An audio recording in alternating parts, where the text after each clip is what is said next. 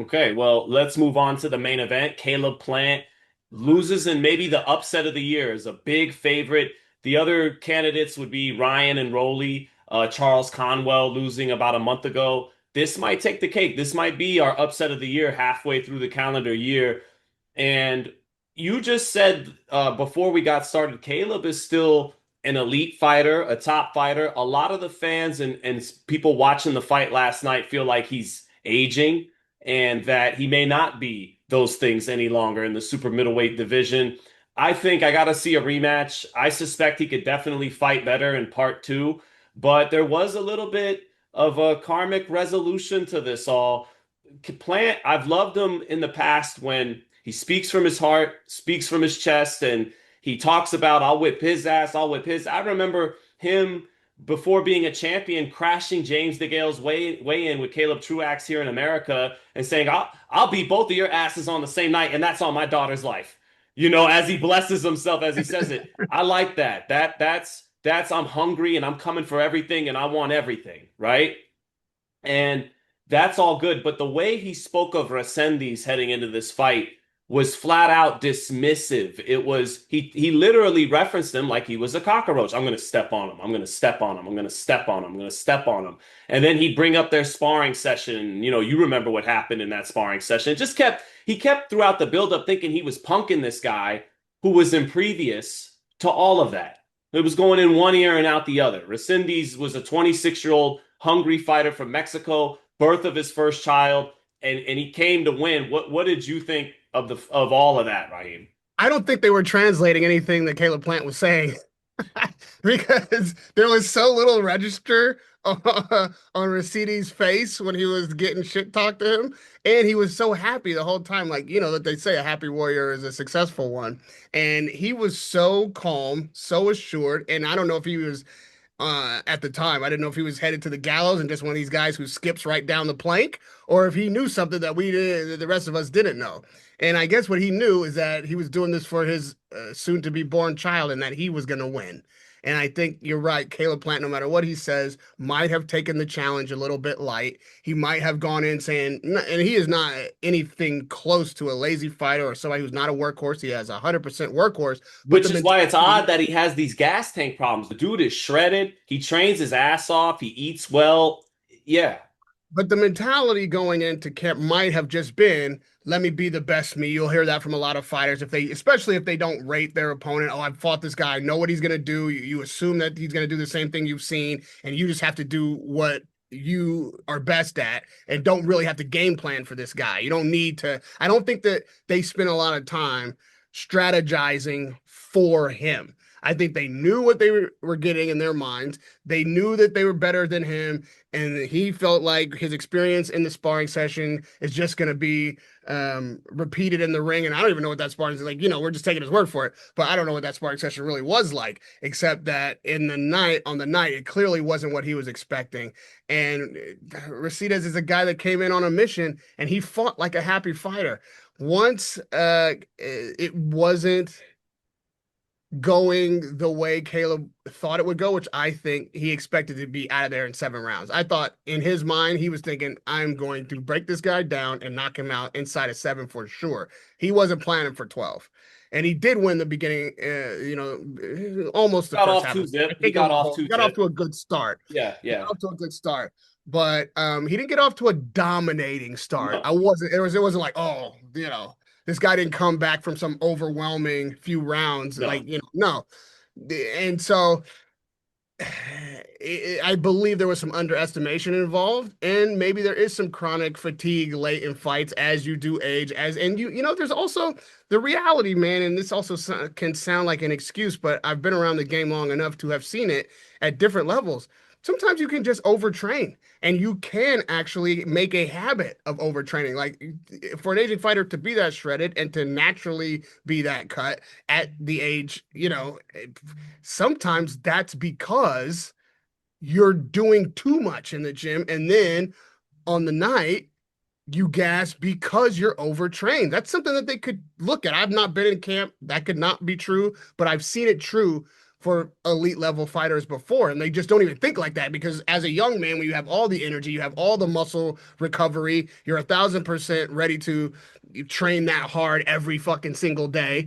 That you don't even think that I should train less hard if I'm gassing. I should train even harder, and that ends up being the biggest Achilles heel of your entire fight trajectory at that point till you figure out the problem is you're doing too much. And you got to fucking dial it back because you are aging, because you got some wear and tear, because you need to start making different kind of adjustments. And the training camp needs to reflect that.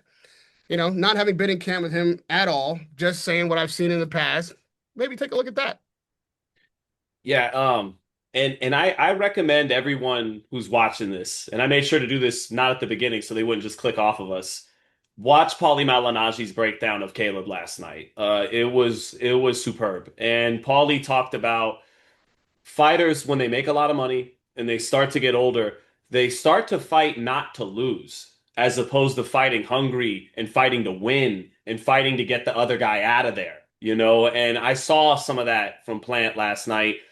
My question to you, and I'll offer up what I think too, the rematch. Like, can he win the rematch? I think he can. Think he can. But there's just as good a chance that Resendiz, ends his run at the top level in a rematch. But I definitely think he's got another gear. He could summon up a better performance than he did. And I wouldn't be surprised if he could win a rematch. But what do you think, Raheem?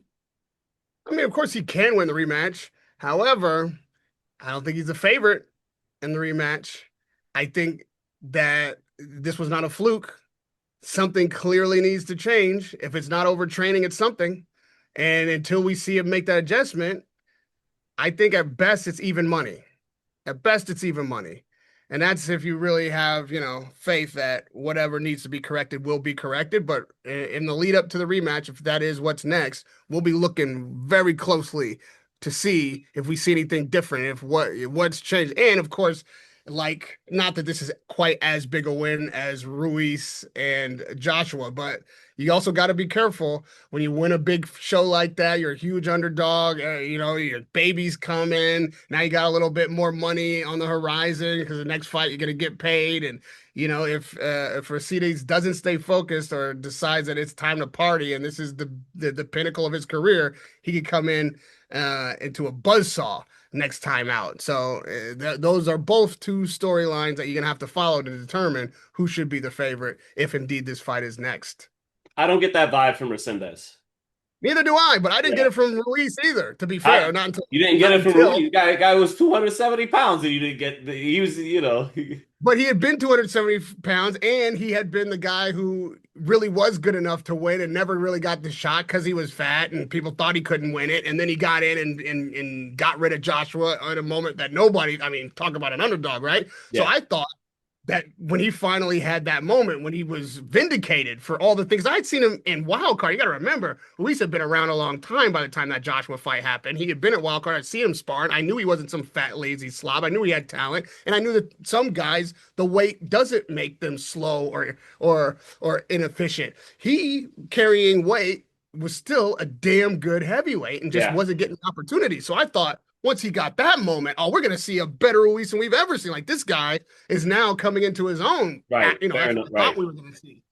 So that's one of those fighters that, like, after the fight, the second fight, of course, I was actually mad at him. Like we were like you know what I mean? Like he had hit my bank account or something. Like you see, if you watch the post fight interview with me and Ruiz, in Riyadh after that Joshua 2, I was fucking pissed, dude. It was visible. He's like, this is Radio Raheem on about. Like, why are you so mad? I was mad like I was his trainer. Right. Right. You're like, I'm from Cali, dude. I seen you put that work in. What the hell It's was just a that? thing. What the hell? Yeah. That's it. And then he told me, and to his credit, he was flatly honest. Like, man, I didn't train. He told me all this shit, and I was more offended. I was just like, son of a, oh, how could you? How could you? Not that I wanted him to beat Joshua. I just wanted No, him to fights beat. it. You want to every fight, we want to see who wins with both fighters at their best.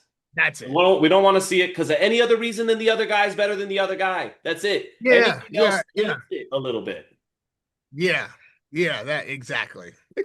So, uh, we'll Do see, you man. I think that shit fight should be next. You think it should be next? If you were Yeah. advising Caleb Plant, would you be like, go right back in there? I'd consider the Charlo fight. Now you're asking me to do manager, and I Yeah. hate that. But I like our prerogative, But Yeah. I would look at if they're giving me a lot of money for the Charlo fight, I'd have to definitely consider it. If the money's better for Charlo than it is Resendiz, then I'd have to definitely consider it. Barring that, I'd have to talk to my fighter and see if in his heart of hearts he really thinks he's going to win, or if he's just saying what he's supposed to say as a proud fighter. You know what I Mm. mean? And if I feel like my guy is really up for it, and it's then I'm going to make it happen. But I've Well, never you're a been a good boxing manager. manager and never will. So You're a good manager. Now, if you're talking to Resendez, are you going back in? If it's up to you, now they do have a rematch clause, so it's not entirely up to him, to be fair. But let's right. say it. Are you going back for the Caleb Plant rematch and just like prove that that wasn't just a one-off night, or are you catching Charlo before maybe he's not back at his best and riding high on a victory that might give him overconfidence and be like the fucking guy who beats Plant and Charlo back to back? If I'm his manager and there's no rematch clause, I'm like, Turkey Eddie Bob, Al. Yeah. Who's gonna be the Yeah, most money for this? I gotta yeah, sell. I got some hardware. I'm yeah. not trying to sell it, but it's up for auction. Cue Jerry Maguire. That Is should be the money. yeah, yeah. So